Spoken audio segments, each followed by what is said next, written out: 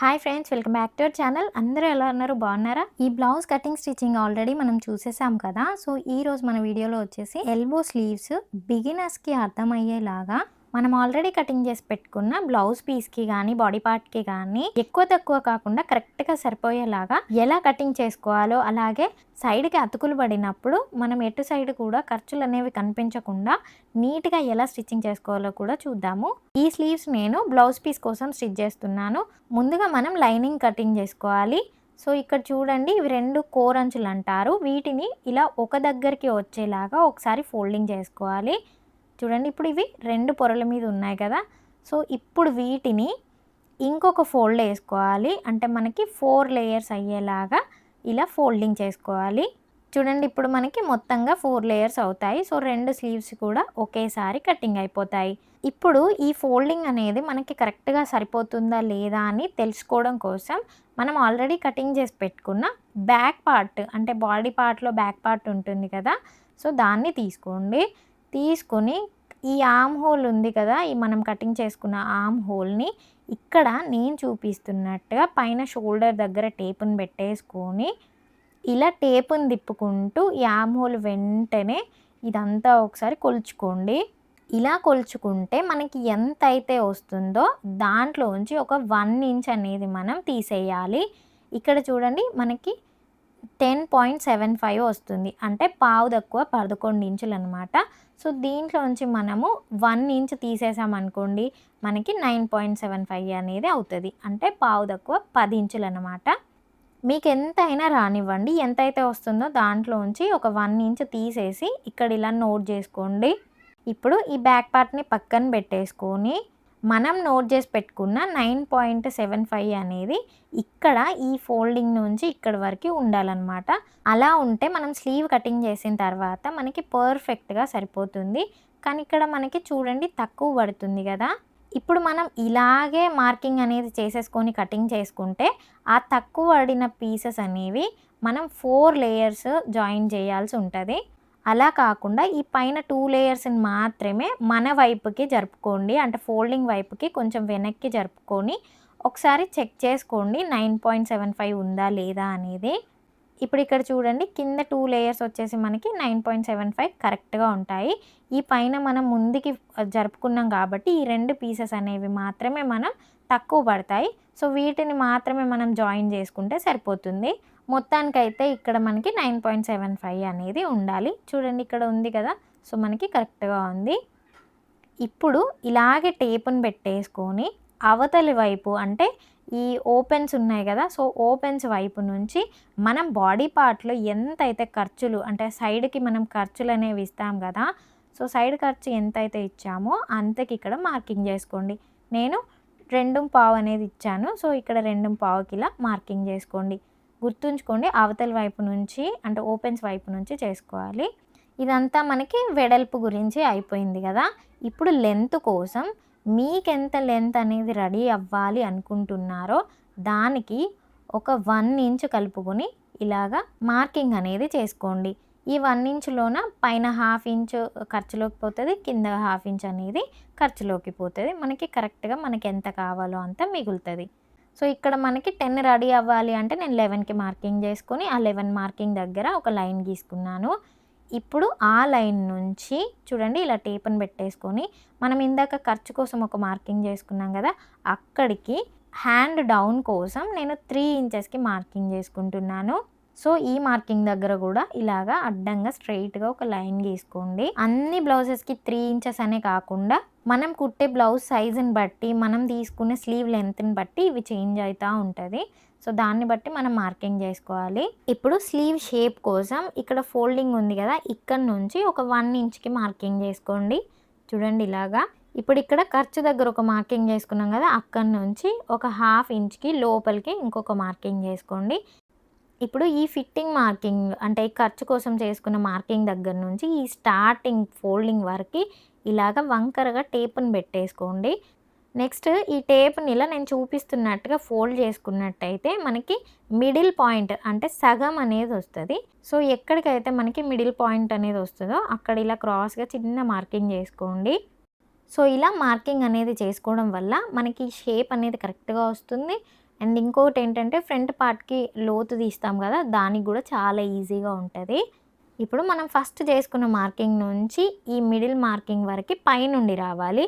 And ఈ మిడిల్‌లో చేసుకున్న మార్కింగ్ నుంచి ఆ చివర మార్కింగ్ వరకి కింద నుండి రావాలి. అంటే మొత్తంగా మనకి ఎస్ షేప్‌లో రావాలనమాట. ఇప్పుడు నేను క్లియర్‌గా డ్రా చేసి చూపిస్తాను చూడండి. మీరు ఫ్రీ హ్యాండ్‌తోనైనా చేసుకోవచ్చు. లేదు అంటే ఇలా మనకి మార్కెట్‌లో కర్వ్ స్కేల్ అనేది దొరుకుతది. సో, ఈ మార్కింగ్ దగ్గర పెట్టేసుకొని ఈ మిడిల్ పాయింట్ వరకి ఇలా పైనుండి డ్రా చేసుకోండి.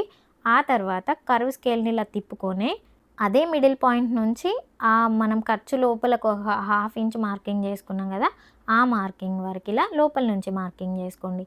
ఇప్పుడు ఇదొచ్చేసి మనకి బ్యాక్ పార్ట్ మార్కింగ్ అన్నమాట. అంటే స్లీవ్ బ్యాక్ సైడ్. ఇప్పుడు ఫ్రంట్ సైడ్ కోసం ఏం లేదు. మనం చేసుకున్న మార్కింగ్ లాగానే చేసుకోవాలి. కాకపోతే ఈ మిడిల్ పాయింట్ దగ్గర అంటే మనం చేసుకున్న మార్కింగ్ ఉంది గదా! అక్కడ ఒక హాఫ్ ఇంచ్ కిందకి మార్కింగ్ ఉండేలాగా అదే షేప్‌లో ఫస్ట్ మార్కింగ్ నుంచి మిడిల్ మార్కింగ్‌కి పైనుంచి అలాగే మిడిల్ నుంచి లాస్ట్ వరకి కింద నుంచి డ్రా చేసుకొని అదే ఎస్ షేప్‌లో డ్రా చేసుకోవాలి. బిగినర్స్‌కి అయితే ఫస్ట్‌లో కొంచెం టఫ్ అనిపిస్తది. ఆ తర్వాత మీరు అసలు ఏ కర్వ్ స్కేల్ యూజ్ చేయాల్సిన అవసరం లేకుండా సింపుల్‌గా డ్రా చేసుకోగలుగుతారు. జస్ట్ ఒక్కటే మిడిల్ పాయింట్ ఒకటి మార్కింగ్ చేసుకుంటే సరిపోతది. అండ్ ఇక్కడ చూడండి పైనదొచ్చేసి మనకి బ్యాక్ సైడ్ స్లీవ్ వస్తది. కిందిదొచ్చేసి మనకి front side of the slew అనేది వచ్చేస్తది. సో, ఇప్పుడు మనకి కరెక్ట్‌గా వచ్చిందా లేదా కొలుచుకోవడం కోసం ఆ ఖర్చు మార్కింగ్ నుంచి ఇలాగనే టేప్‌ని మనం ఆర్మ్ హోల్ ఎలాగైతే కొలుచుకున్నామో అలాగే టేప్‌ని తిప్పుకుంటూ కొలుచుకొని ఒకసారి చెక్ చేసుకోండి. సో, ఇక్కడైతే మనకి కరెక్ట్‌గానే వచ్చింది. అండ్ ఇప్పుడొచ్చేసి మనం స్లీవ్ రౌండ్ అనేది మార్కింగ్ చేసుకోవాలి. స్లీవ్ పొడవు ఎక్కడి వరకైతే తీసుకున్నామో అదే పాయింట్ దగ్గర టేప్‌ని పెట్టేసుకొని మనకి స్లీవ్ రౌండ్ అనేది తీసుకోవాలి. సో, మనకి ఎంతైతే వస్తుందో దాంట్లో సగానికి ఆ ఫోల్డింగ్ దగ్గర నుంచి ఒక మార్కింగ్ చేసుకోవాలి. అండ్ ఇప్పుడు సైడ్ ఖర్చు కోసం మనం ఏదైతే బాడీ పార్ట్‌లో సైడ్ ఖర్చు ఇచ్చినామో అంటే 2.25కి ఆ మార్కింగ్ దగ్గర నుంచి మార్కింగ్ చేసుకోవాలి. అండ్ ఇప్పుడు ఈ 2 మార్కింగ్స్‌ని కలుపుకుంటూ స్ట్రెయిట్‌గా ఒక లైన్ గీసుకోవాలి. చూడండి ఇలా. ఈ లైన్ వచ్చేసి మనకి స్టిచ్చింగ్ వచ్చే లైన్ అనమాట. అంటే ఇదే లైన్ పైన మనం స్టిచ్చింగ్ అనేది చేసుకుంటాము. నెక్స్ట్ ఈ మార్కింగ్స్‌ని కూడా ఇలాగ కలిపేసుకోండి. ఇక్కడ మనం కటింగ్ అనేది చేసేసుకుంటాము. అండ్ అంతే మన మార్కింగ్ మొత్తం అయిపోయినట్టే. ఇప్పుడు మనం కటింగ్ చేసుకుందాము. ఇక్కడ ఫోల్డింగ్ దగ్గర స్టార్ట్ చేసి ఈ పైన లైన్ అంటే ఈ బ్యాక్ సైడ్ లైన్ ఏదైతే ఉందో దాన్ని మాత్రమే కటింగ్ చేసుకోవాలి. ఫ్రంట్ లోతు మనం ఇప్పుడే తీసుకోకూడదు. నేను అది ఎలా తీసుకోవాలో చూపిస్తాను. సో, పైన వైపు కటింగ్ చేసుకున్న తర్వాత ఈ సైడ్‌కి కూడా మనం మార్కింగ్ చేసుకున్న విధంగా కటింగ్ చేసేసుకోండి. ఇప్పుడు ఈ సైడ్ ఫిట్టింగ్ మార్కింగ్ దగ్గర అండ్ అలాగే ఫోల్డింగ్ ఉంది కదా! మనకి స్లీవ్ మిడిల్ పాయింట్ తెలవడం కోసం ఇక్కడ కూడా ఒక చిన్న కట్స్ అనేవి పెట్టుకోండి. ఇక్కడ మనకి 2 పీసెస్ అనేవి తక్కువ పడుతున్నాయి కదా! సో, వాటికి తగ్గట్టుగానే స్ట్రెయిట్ పీసెస్ కటింగ్ చేసుకోండి వాటికి సరిపోయేలాగా. అంతే మనం కటింగ్ అయిపోయింది కదా! ఇప్పుడు మనం స్టిచ్చింగ్ చూద్దాము.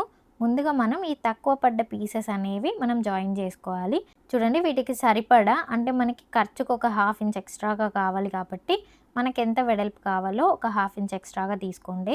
ఇప్పుడు స్లీవ్స్‌ని ఇలా ఓపెన్ చేసుకోండి. ఇప్పుడు మనకి 2 పొరల మీద ఉంది స్లీవ్ అనేది.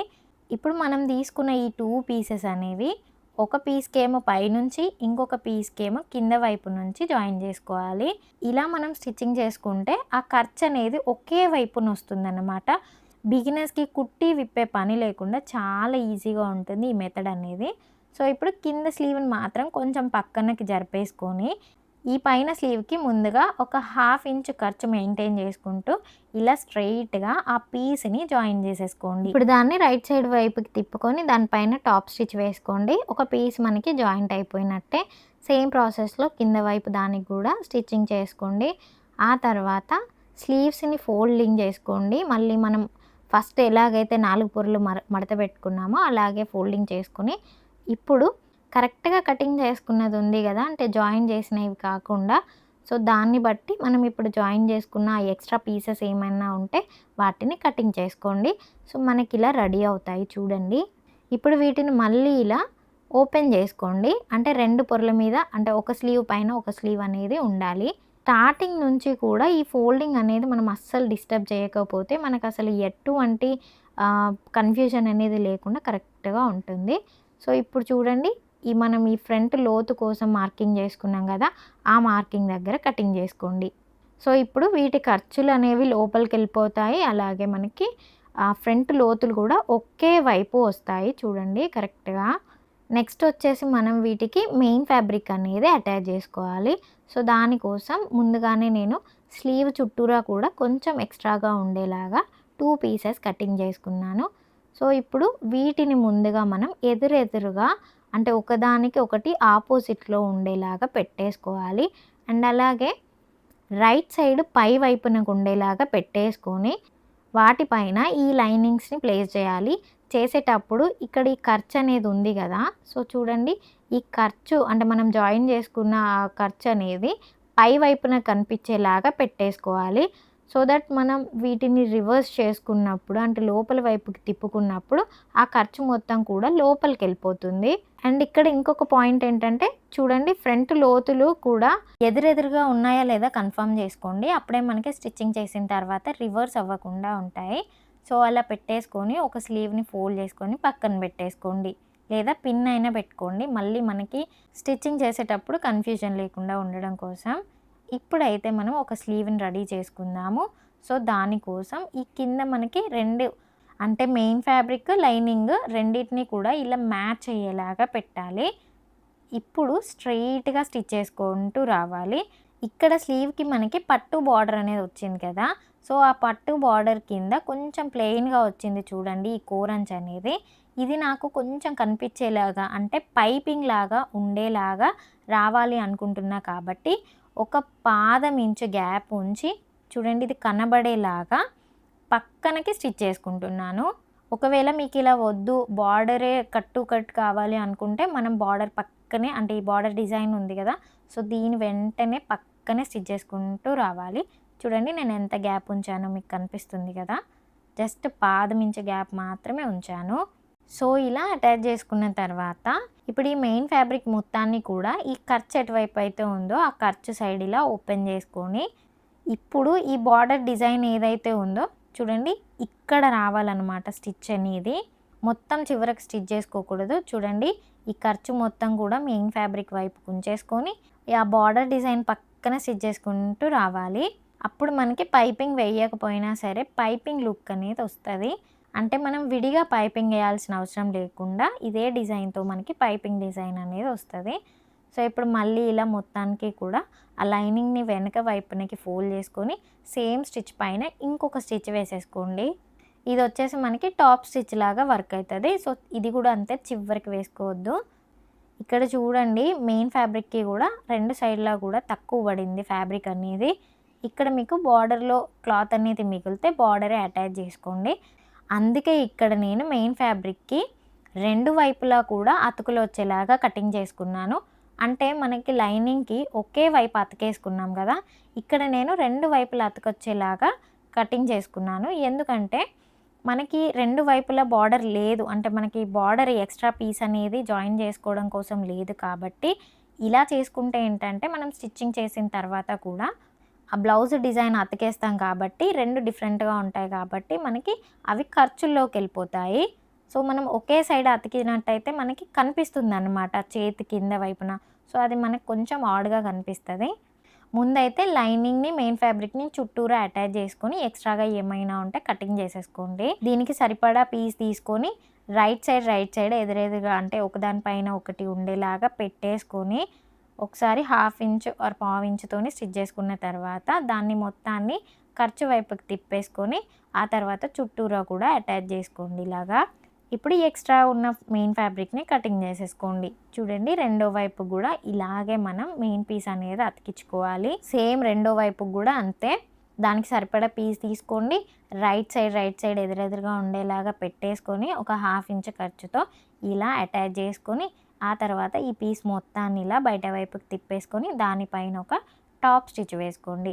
ఆ తర్వాత మళ్ళీ వెనక్కి తిప్పుకుంటే మనకి లైనింగ్ ఎంతవరకే ఉందో అంతవరకే కరెక్ట్‌గా తెలుస్తుంది కాబట్టి సో ఈ లైనింగ్ చివరనే కుట్టుపడేలాగా కుట్టు వేసుకున్నామంటే మనకి మెయిన్ ఫ్యాబ్రిక్ కటింగ్ చేసుకోవడానికి ఈజీగా ఉంటుందండి. ఇలా అటాచ్ చేసుకున్న తర్వాత ఈ ఎక్స్ట్రా మెయిన్ ఫ్యాబ్రిక్ అంతా కటింగ్ చేసేసుకోండి. చూడండి నేను 2 సైడ్లు అతికేయడానికి రీజన్ ఇదే అనమాట. సో మనకి సైడ్కి ఆ బ్లౌజ్ పీస్ అనేది కొంచెం ఆడ్గా కనిపిస్తుంది కదా, ఇప్పుడైతే మనకి నో ప్రాబ్లం, అది మొత్తం ఖర్చుల్లోకి వెళ్ళిపోతుంది. సో ఇది ఒక మంచి టిప్ అనమాట. అండ్ ఇప్పుడు వచ్చేసి ఒక సైడ్ స్లీవ్ అనేది రెడీ అయిపోయింది. సేమ్ ప్రాసెస్లో ఇంకో సైడ్ స్లీవ్ కూడా రెడీ చేసేసుకోండి. వీడియో అయితే మీకు యూస్ఫుల్ అయిందని అనుకుంటున్నాను. ఇంతే ఇవాల్టి వీడియో. సో వీడియో మీకు నచ్చినట్లయితే ప్లీజ్ లైక్ చేసి హైప్ చేయండి అండ్ సబ్స్క్రైబ్ చేసుకోవడం అస్సలు మర్చిపోవద్దు. Thank you so much for watching.